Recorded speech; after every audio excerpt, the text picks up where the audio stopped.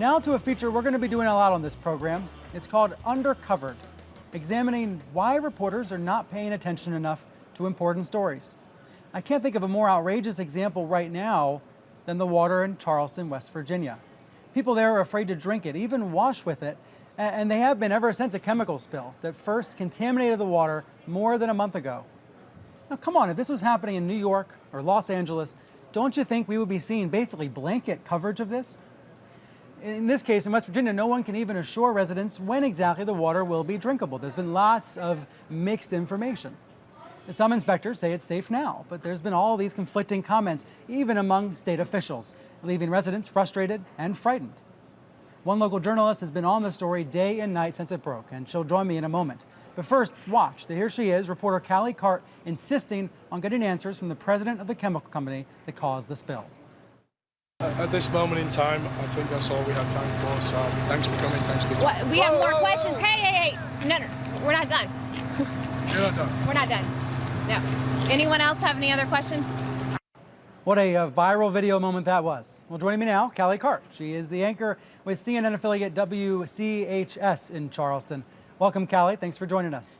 Yeah, thanks for having me. So tell me, what I said in the intro there, is it true or not? If this was New York or Los Angeles or even Pittsburgh, wouldn't this be getting more coverage from the national press?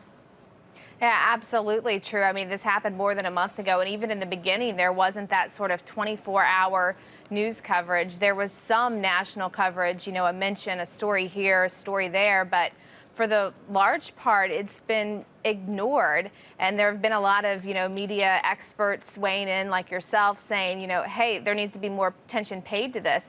And I think that's the feeling of everyone here. And here we are a month after the crisis, and a lot of people have just moved on from the story. But people here certainly do not feel like the water is safe yet. And actually, frustrations are growing each day that this crisis continues. I want to get into the reasons for the lack of coverage, but tell me first, because you're not just a reporter, you're a resident, you're a mom, and you're 9 months pregnant. Do you think the water's safe? Have you been drinking and using the water? Well, I haven't been drinking the water. I have been using it on a limited basis. But the feeling of a lot of people that we talk to is no, they don't feel like the water is safe. I know that the smell in my water at my house comes and goes, and that's a concern.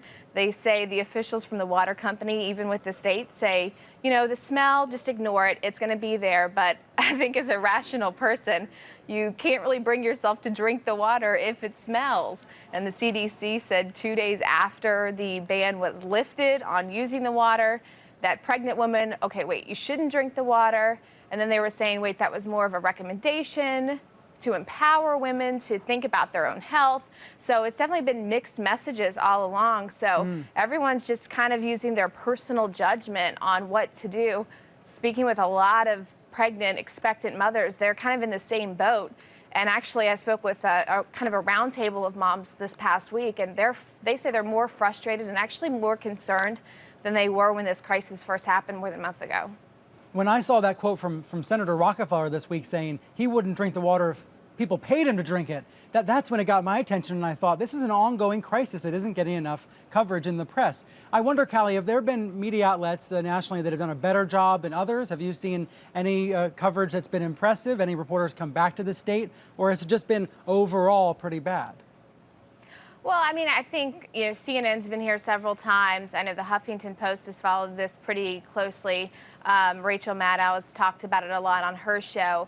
But it's just been really venting of frustration. And that clip that you showed at the top of me questioning the Freedom Industries president there, the company that made that chemical spill, that actually got a lot of coverage. But that was almost frustrating in a way, because while, yes, you know, I'm pushing for answers, that is just the tip of the iceberg of frustration and the story here. There's such a larger story that deals with people's health, their safety, and the fact that this could really happen anywhere. So it's applicable across the nation.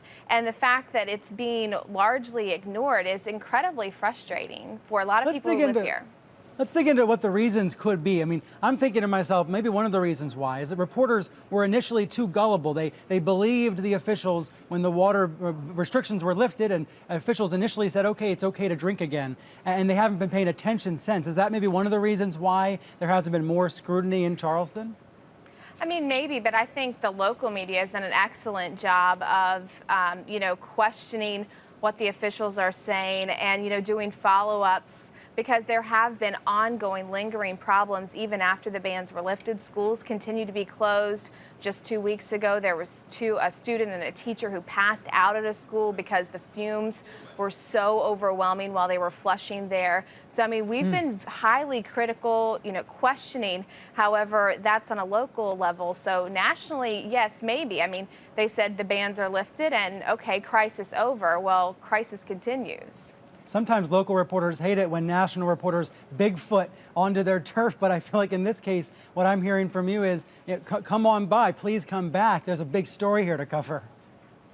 Well, and I think that, we just feel like we are still going through this crisis, and I feel like it has been kind of portrayed like, okay, the crisis is over. And we're moving in that direction, hopefully our water supply is getting safer. They're now starting to do in-home testing, and I think that will hopefully relieve a lot of fears or maybe tell us things that we've been wanting to know. Well, it's a hell of a story, and right now it is undercovered. At least people can go onto your website. It's WCHSTV.com. All of your coverage is on there at least. Callie Clark, thanks so much for joining me. All right, thank you.